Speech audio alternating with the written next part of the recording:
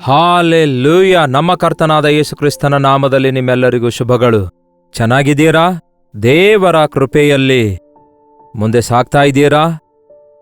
ಆಧ್ಯಾತ್ಮಿಕವಾಗಿ ಬಲಗೊಳ್ತಾ ಇದ್ದೀರಾ? ಪ್ರತಿ ದಿನ ದೇವರೊಂದಿಗೆ ನಿಮ್ಮ ದಿನಚರಿಯನ್ನು ಪ್ರಾರಂಭಿಸಿ ಮುಗಿಸುತ್ತಾ ಇದ್ದೀರಾ? ನೀವು ಈ ಅಂತ್ಯ ದಿನಗಳಲ್ಲಿ ದೇವರಿಗೆ ಇಷ್ಟಕರವಾಗಿರಬೇಕೆಂದು, ಆತನ ಬರುಣಕ್ಕಾಗಿ ಸಿದ್ಧರಾಗಬೇಕೆಂದು ಆತನ ಪರಿಶುದ್ಧ ಸತ್ಯವೇದದಲ್ಲಿ ಹೇಳಿರುವ ಮಾತುಗಳು ನಾವು ಜ್ಞಾಪಕ ಮಾಡಿಕೊಳ್ಳುವುದಕ್ಕಾಗಿ ಹೀಗೆ ಅನುದಿನವೂ ಈ ರೀತಿ ವಾಕ್ಯ ಧ್ಯಾನಿಸ್ತಿದ್ದೇವೆ. ಬನ್ನಿ ಚಿಕ್ಕ ಪ್ರಾರ್ಥನೆ ಮಾಡೋಣ. ಪರಿಶುದ್ಧ ದೇವರೇ, ನಿಮಗೆ ವಂದನೆಗಳು. ಮತ್ತೊಂದು ಸಾರಿ ಈ ಸಮಯದಲ್ಲಿ ನಮ್ಮ ಹೃದಯಕ್ಕೆ ಅವಶ್ಯಕವಾಗಿರುವ ಎಚ್ಚರಿಕೆಯನ್ನು ದಯಪಾಲಿಸಿರೆಂದು ಕ್ರಿಸ್ತನ ನಾಮದಲ್ಲಿ ಬೇಡಿ ಹೊಂದಿದ್ದೇನೆ ತಂದೆಯೇ, ಆಮೇನ್. ಹೇಗಿದ್ದೀರಿ ಪ್ರಿಯರೇ? ಚೆನ್ನಾಗಿದ್ದೀರಾ? ನೀವು ಏನಾದರೂ ತಪ್ಪು ಮಾಡ್ತಾ ಇದ್ದೀರಾ? ನಿಮ್ಮಲ್ಲಿ ತಪ್ಪುಗಳೇನೂ ಇಲ್ಲವೋ? ಹಾಗಾದರೆ ನಿಮ್ಮ ಬಾಧೆಗಳಿಗೆ ಕಾರಣ ಯಾರು? ನಿಮ್ಮ ಶೋಧನೆಗಳಿಗೆ ಕಾರಣ ಯಾರು? ನಿಮ್ಮ ಸಮಸ್ಯೆಗಳಿಗೆ ಕಾರಣ ಯಾರು? ನಿಮ್ಮ ಕಷ್ಟಗಳಿಗೆ ಕಾರಣ ಯಾರು?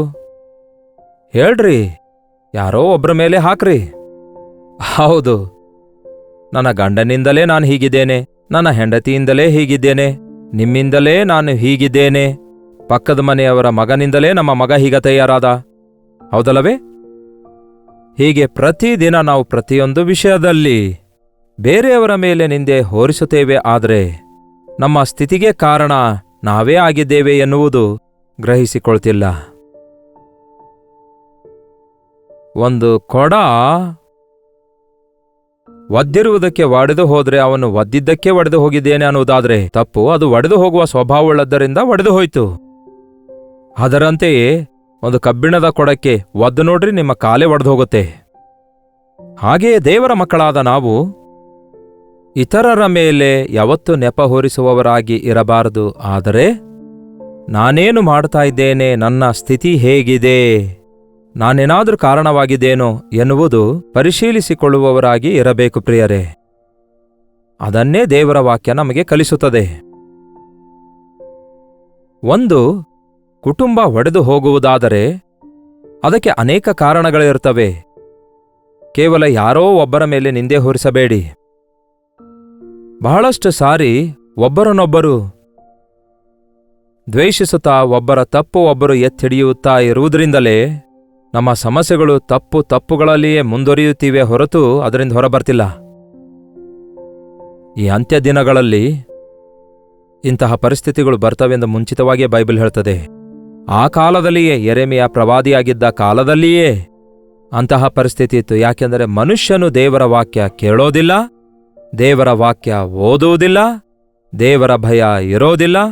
ಹಾಗಾಗಿ ಅವನ ಮನಸ್ಸಾಕ್ಷಿ ಕೆಲಸ ಮಾಡಲ್ಲ. ದೇವರ ವಾಕ್ಯವನ್ನು ಓದುವಂಥವರು ತಮ್ಮ ಸ್ಥಿತಿ ಎಂಥದೆಂದು ಅರಿತುಕೊಳ್ತಾರೆ, ತಮ್ಮ ಜವಾಬ್ದಾರಿಕೆ ಅರಿತುಕೊಳ್ತಾರೆ, ತಮ್ಮ ಬಂಧನಗಳಿಂದ ಹೇಗೆ ಹೊರಬರಬೇಕು ಎಂಬ ಸಂಗತಿಯನ್ನು ಗ್ರಹಿಸಿಕೊಳ್ತಾರೆ. ದೇವರು ಎದಕ್ಕಾಗಿದ್ದಾರೆ ಪ್ರಿಯರೇ? ನಮ್ಮನ್ನು ಬಿಡಿಸುವುದಕ್ಕಾಗಿ, ರಕ್ಷಿಸುವುದಕ್ಕಾಗಿ, ಕ್ಷಮಿಸುವುದಕ್ಕಾಗಿ, ಸರಿತಿದ್ದುವುದಕ್ಕಾಗಿ.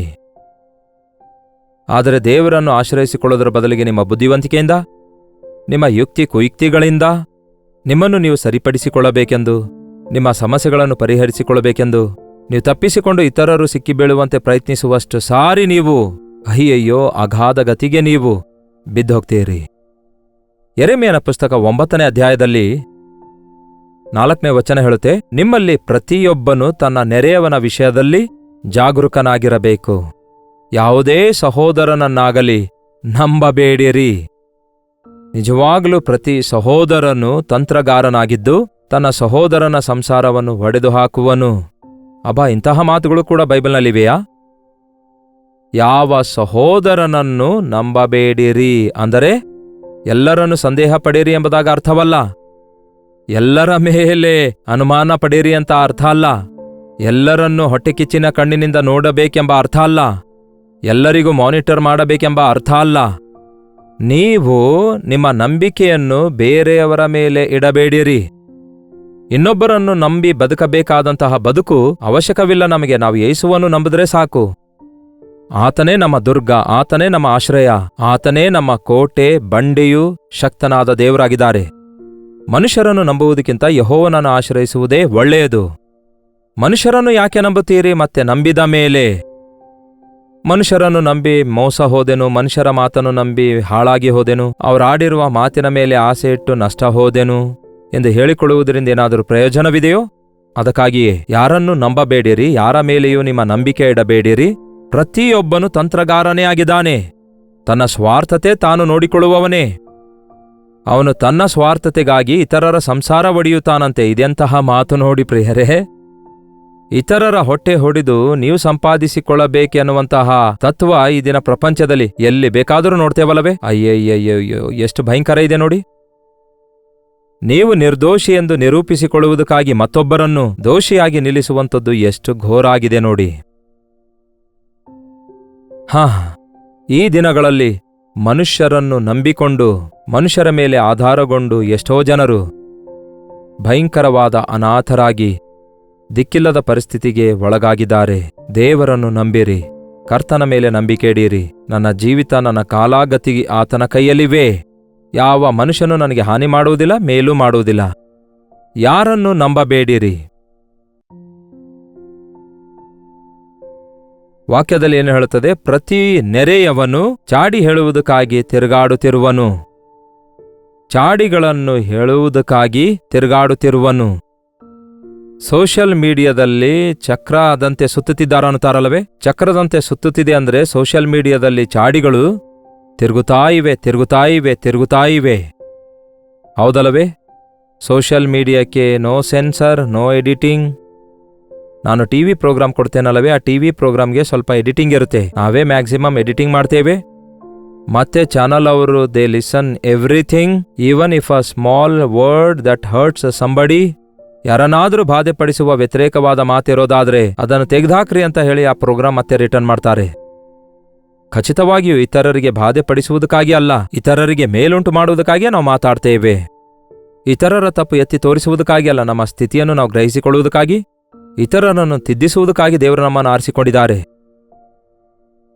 ಪ್ರತಿಯೊಬ್ಬನು ತಂತ್ರಗಾರನಾಗಿ ತನ್ನ ಸಹೋದರನ ಸಂಸಾರ ಮುಳುಗಿಸುವನು, ನೆರೆಯವನು ಚಾಡಿ ಹೇಳಲು ತಿರುಗಾಡುತ್ತಿರುವನು, ಸತ್ಯವಚನವನ್ನಾಡದೆ ಪ್ರತಿಯೊಬ್ಬನು ತನ್ನ ನೆರೆಯವನನ್ನು ವಂಚಿಸುವನು, ಸುಳ್ಳಾಡುವುದಕ್ಕಾಗಿ ತಮ್ಮ ನಾಲಿಗೆಯನ್ನು ಅಭ್ಯಾಸ ಮಾಡಿಕೊಳ್ಳುತ್ತಿರುವನು.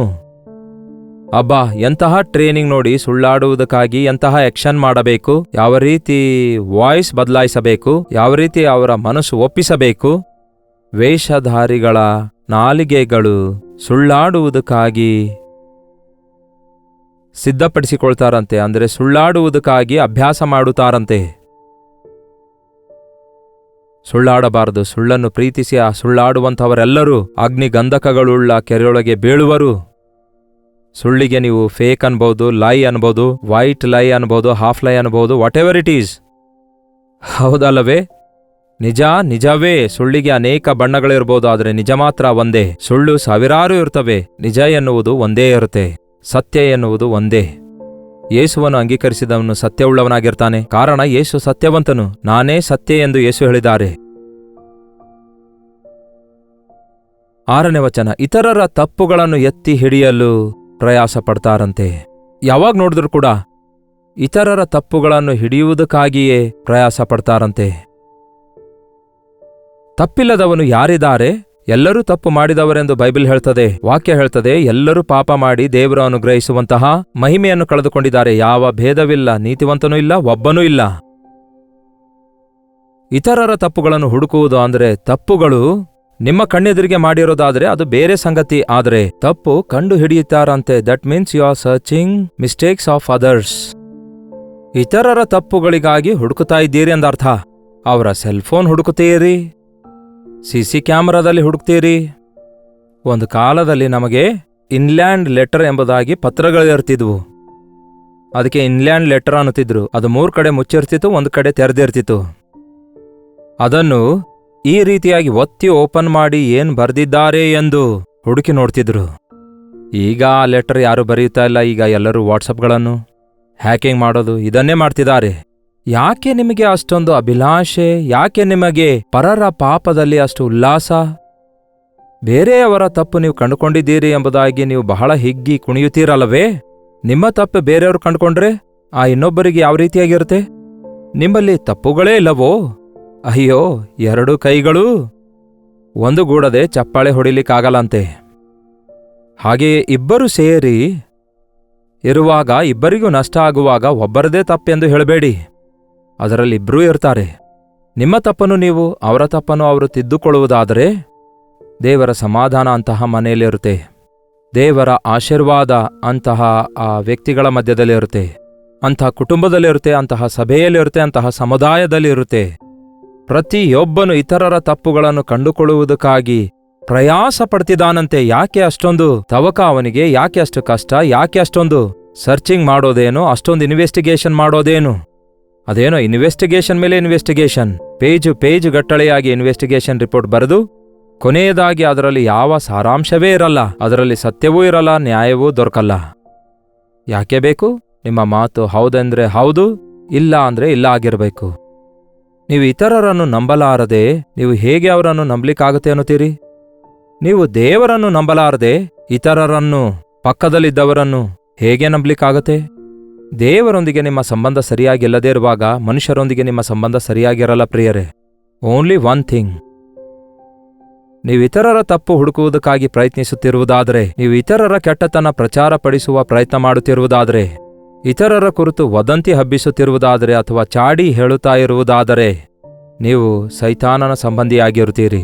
ಅವನು 24 ಗಂಟೆ 24 ಅವರ್ಸ್ ಅವನ ಕೆಲಸ ಏನು ಗೊತ್ತಾ? ನಿಂದೆ ಆರೋಪಣೆ ಮಾಡೋದೇ.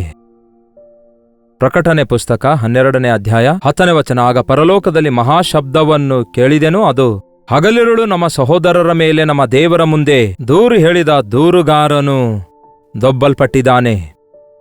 ರಾತ್ರಿ ಹಗಲು ನಮ್ಮ ದೇವರ ಮುಂದೆ ನಮ್ಮ ಸಹೋದರರ ಮೇಲೆ ದೋಷಾರೋಪಣೆ ಮಾಡುವಂತಹ ಸೈತಾನನು.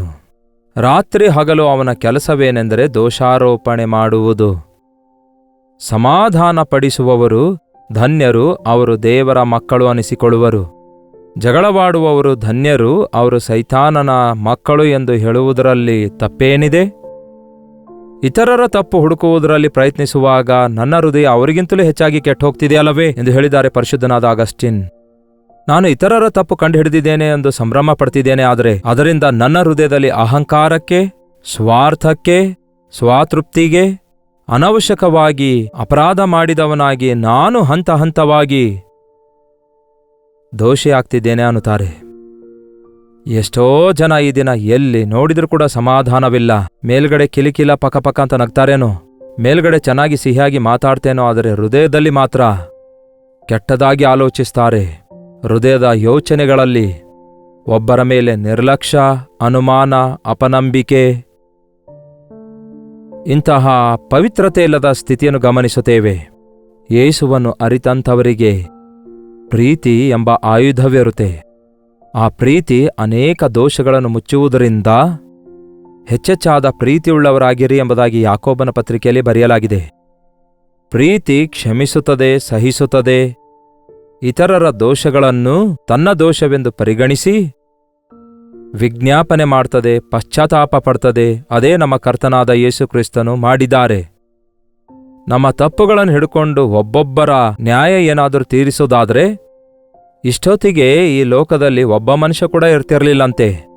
ಆದರೆ ನಮ್ಮ ತಪ್ಪುಗಳೆಲ್ಲ ಆತನು ತನ್ನ ಮೇಲೆ ಹೊತ್ತುಕೊಂಡು ನಮ್ಮೆಲ್ಲರನ್ನು ಕ್ಷಮಿಸಿ, ನಮ್ಮೆಲ್ಲರನ್ನು ಸಹಿಸಿ, ಲೋಕದ ಪಾಪವನ್ನು ಹೊತ್ತುಕೊಂಡು ಹೋಗುವ ದೇವರ ಯಜ್ಞದ ಕುರಿಮರಿಯಾಗಿ ಆ ಶಿಲುಬೆ ಮೇಲೆ ನಮಗೋಸ್ಕರ ಯಜ್ಞವಾಗಿ ಅರ್ಪಿಸಿಕೊಟ್ಟು ನಮ್ಮ ಪಾಪಕ್ಕೆ ನಿವೃತ್ತಿಗೊಳಿಸಿರುವುದರಿಂದಲೇ ಈ ದಿನಗಳಲ್ಲಿ ದೋಷಿಗಳಾಗಿದ್ರು, ಪಾಪಿಗಳಾಗಿದ್ರು, ಕೊಲೆಗಾರರು, ಕಳ್ಳರು, ಮೋಸಗಾರರು, ಸುಳ್ಳುಗಾರರು, ಲಂಚಕೋರರು, ಚಾಡಿಕೋರರು, ಎಲ್ಲಾ ವಿಧವಾದ ದೋಷಗಳಿಗೆ ಬರಬೇಕಾದ ಶಿಕ್ಷೆ ಆತನು ಹೊತ್ತುಕೊಂಡು, ತಂದೆಯೇ ಇವರು ಏನ್ ಮಾಡ್ತಿದ್ದಾರೆ, ಇವರು ಅರಿಯದೇ ಇರುವುದರಿಂದ ಅವರನ್ನು ಕ್ಷಮಿಸಿರಿ ಎಂದು ಪ್ರಾರ್ಥಿಸಿದರು. ಈ ದಿನಕ್ಕೂ ಕೂಡ ತಂದೆಯ ಬಲಪಾರ್ಶ್ವದಲ್ಲಿ ಕೂತ್ಕೊಂಡು ನಮಗೋಸ್ಕರ ಯೇಸು ವಿಜ್ಞಾಪಿಸುತ್ತಿದ್ದಾರೆ. ಯಾವನಾದರೂ ತಪ್ಪಿನಲ್ಲಿ ಸಿಕ್ಕಿಬಿದ್ದಿದ್ದಾನೆಂದು ನಿಮಗೆ ಗೊತ್ತಾದರೆ ನಾನು ಕೂಡ ಅಂತಹ ತಪ್ಪಲ್ಲಿ ಸಿಕ್ಕಾಕೊಳ್ತೇನೋ ಎಂಬುದಾಗಿ ನಿಮ್ಮ ವಿಷಯದಲ್ಲಿ ಜಾಗರೂಕರಾಗಿರಬೇಕು. ಅಂಥವರನ್ನು ಒಳ್ಳೆಯ ದಾರಿಗೆ ತರಬೇಕು ಎಂದು ಗಲತಿಯ ಪತ್ರಿಕೆಯಲ್ಲಿ ಬರೆಯಲಾಗಿದೆ. ನೋಡಿ ಪ್ರಿಯರೇ, ಇತರರು ತಪ್ಪು ಮಾಡುವಾಗ ನಮ್ಮಷ್ಟಕ್ಕೆ ನಾವು ಈ ದಿನ ಅಲ್ಲದಿದ್ದರೆ ಮತ್ತೊಂದು ದಿನ ಬಹುಶಃ ಅಂತಹ ತಪ್ಪು ಮಾಡಬಹುದೇನೋ. ನಾವೇನು ಮೇಲಿನಿಂದ ಇಳಿದು ಬಂದವರಲ್ವಲ್ಲ, ವೀರರಲ್ವಲ್ಲ, ಪರಿಶುದ್ಧರಲ್ವಲ್ಲ. ಹಾಗಾಗಿ ನಾವು ಇತರರ ತಪ್ಪುಗಳಿಂದ ಕಲಿತುಕೊಂಡು ಅಂತಹ ವಿಷಯಗಳಲ್ಲಿ ಯಾವ ಅವಕಾಶ ಕೊಡದೆ ಜಾಗರೂಕರಾಗಿರುತ್ತಾ ತಪ್ಪು ಮಾಡಿದವರನ್ನು ಎತ್ತಿ ತೋರಿಸುವುದಲ್ಲ, ತಪ್ಪು ಮಾಡಿದವರಿಗೆ ತೀರ್ಪು ವಿಧಿಸುವುದಲ್ಲ, ಅಂಥವರನ್ನು ಒಳ್ಳೆಯ ದಾರಿಗೆ, ಪಶ್ಚಾತ್ತಾಪಕ್ಕೆ, ಯೇಸುವಿನ ಬಳಿಗೆ ಕರೆತರುವುದಕ್ಕಾಗಿ ಪ್ರಯತ್ನಿಸಬೇಕು. ಆ ಪ್ರಯತ್ನ ಮೊಳಕಾಲೂರುವಾಗ ಮಾತ್ರ ಜರುಗುತ್ತದೆ. ಕಣ್ಣೀರಿನ ಪ್ರಾರ್ಥನೆಯ ಮೂಲಕವೇ ಜರುಗುತ್ತದೆ. ವಿಜ್ಞಾಪನೆ ಮಾಡುವುದರಿಂದ ಮಾತ್ರವೇ.